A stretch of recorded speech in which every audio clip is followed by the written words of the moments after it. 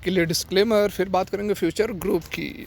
नमस्कार भाई लोग, कैसे हैं आप लोग। तो आज के इस वीडियो में फिर से मैं आपका बहुत ही ज़्यादा स्वागत करता हूं आपके ही अपने चैनल टेक्निकल ट्रेडर में।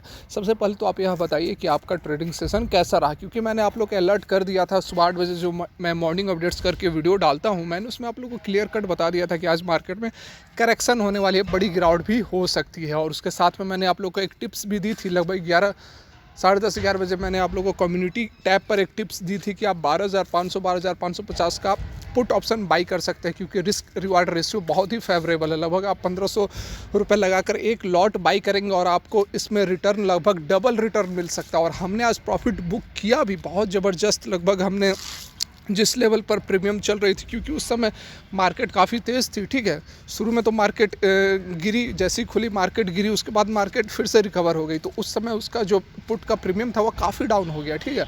उस समय हमने उस पुट को बाई किया और उसके बाद जब मार्केट क्रैश हुई है, लगभग 200 पॉइंट्स के आसपास जब क्रैश हुई, उस समय आपने प्रॉफिट बुक किया होगा तो बहुत बढ़िया। मैं तो होल्ड किया हुआ हूँ, बहुत बढ़िया आज आपको प्रॉफिट हुआ होगा आपने यदि मेरी टिप्स मानी होगी, ठीक है। अब चलिए बात करते हैं फ्यूचर ग्रुप की। देखिए, जो फैसला निकल कर आया था सिंगापुर से, उसको फ्यूचर ग्रुप ने चैलेंज किया था दिल्ली हाई कोर्ट में, और उसी पर आज हियरिंग चल रही है। करंट में आपको अपडेट दे रहा हूँ, बहुत बड़ा अपडेट यहाँ पर, बहुत बड़ा झटका आप इसे कह सकते हैं, अमेज़न को मिला है। यहाँ पर हरीश साल्वे जो कि फ्यूचर रिटेल को रिप्रेजेंट कर रहे हैं, उन्होंने क्लियर कट यहाँ पर दिल्ली हाई कोर्ट को बताया कि यदि किसी भी कंपनी में किसी का 10% से कम स्टेक है तो वह उस कंपनी के कोई भी प्रोसेस में, कोई भी प्रोसीडिंग्स में हस्तक्षेप नहीं कर सकती है। यह क्लियर कट हरीश साल्वे ने दिल्ली हाई कोर्ट को बता दिया, और यह बहुत बड़ा झटका है अमेज़ोन का, ठीक, अमेज़ोन के लिए। इसीलिए आपने आज देखा भी होगा कि फ्यूचर रिटेल के काफ़ी स्टॉक्स में, फ्यूचर ग्रुप के काफ़ी स्टॉक्स में आपको अपर सर्किट भी देखने को मिल रही है। फ्यूचर रिटेल में भी 5-6% के आसपास तेज़ी दिख रही है। तो यहाँ पर एक बहुत बड़ी अच्छी खबर आ रही है उन सारे शेयर होल्डर्स के लिए जिन्होंने ऊंचे लेवल्स पर future retail, future enterprises, future consumer वगैरह में बाई किया हुआ था ऊपर के रेट्स में, और अब फंसे हुए महसूस कर रहे थे, ठगे हुए महसूस कर रहे थे। यहाँ पर एक अच्छी खबर निकलकर सभी भाई लोग के लिए यहाँ पर आ रही है। यदि वीडियो अच्छी लग रही है तो लाइक करके हमें इनकरेज करें, ताकि और भी अच्छी वीडियोस आप लोग के लिए बना सके। तो चलिए डिटेल में समझते हैं कि क्या आज हुआ दिल्ली हाई कोर्ट में और किस तरह से यह बहुत बड़ा झटका है अमेज़न के लिए।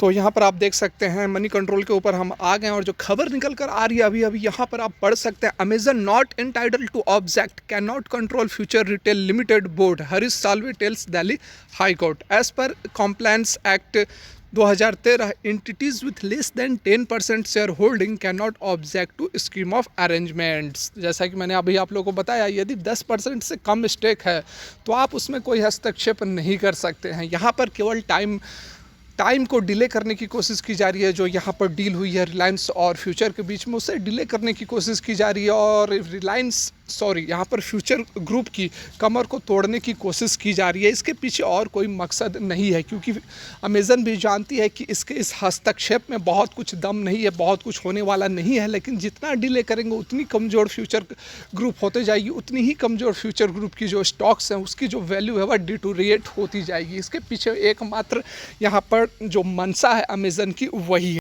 आगे हरीश साल्वे ने दिल्ली हाई कोर्ट में आर्गुमेंट करते हुए जजेस के सामने अपनी बात रखी कि एक पैसिव होल्डिंग जो कि 10% से कम है, वह इंटाइटल्ड ही नहीं है, उसका अधिकार क्षेत्र ही नहीं है कि वह कंपनी के किसी मामले में हस्तक्षेप कर सके। यहाँ पर केवल भ्रम फैलाने की कोशिश की जा रही है, केवल समय को वेस्ट करने का, समय को व्यर्थ करने की कोशिश की जा रही है अमेज़न के द्वारा, ताकि ज़्यादा से ज़्यादा हर्ट हो सके फ्यूचर ग्रुप। यहाँ पर हरीश साल्वे ने यह भी कहा कि यह भी एक भ्रांति फैलाई जा रही है, एक गलत अफवाह फैलाई जा रही है कि फ्यूचर ग्रुप ने किसी भी डील को तोड़ा है, किसी भी डील के साथ बेईमानी की है, अपने पार्टनर के साथ बेईमानी करके रिलायंस इंडस्ट्रीज़ के साथ डील की है। यह एक गलत अफवाह, गलत भ्रांति फैलाने की कोशिश की जा रही है अमेज़न के द्वारा। यहाँ पर हरीश साल्वे ने अपनी जो डिबेट होती है उसमें इन्होंने ये सारी बातें हाई कोर्ट के सामने रखी है। यहाँ पर अमेज़न का जो है डायरेक्ट स्टेक फ्यूचर रिटेल में है भी नहीं, ठीक है। अमेज़न ने 49% स्टेक फ्यूचर कूपन में लिया है, और उसके बदले यहाँ पर 9.8% का जो स्टेक है वह फ्यूचर रिटेल में उसे मिल रहा है। तो यहाँ पर 9.8% है, ठीक है। और जो हरीश साल्वे ने बात बताई है कि 10% से कम यदि होगी तो आप किसी भी तरह से हस्तक्षेप नहीं कर सकते हैं कंपनी के डीलिंग्स में, ठीक है।